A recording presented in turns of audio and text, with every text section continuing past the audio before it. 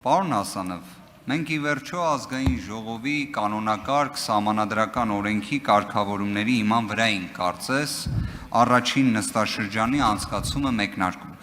Համաձայն նշված կարգավորման առաջին նստաշրջանի բացման առթիվ ողջույնի ելույթի իրավունք ունեն Հանրապետության նախագահը և ամենայն հայոց կաթողիկոսը։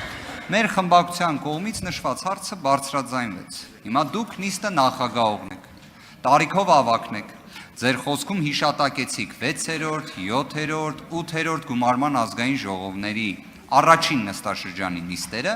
որտեղ վեհափառ Հայրապետը ներկա է եղել։ Հիմա այստեղ հարց է առաջանում, ինչի համար նշված իրավունքը չի իրացվել, կարծում եմ դուք, որպես նիստը նախագահող, տարիքով ավագ, 6-րդ, 7-րդ, 8-րդ և 9-րդ գումարման ազգային ժողովի առաջին նիստերը նախագահող, պարզաբանում տվեք, ինչի համար ամենայն հայոց կաթողիկոսի իրավունքը չի իրացվել։ Շնորհակալ եմ։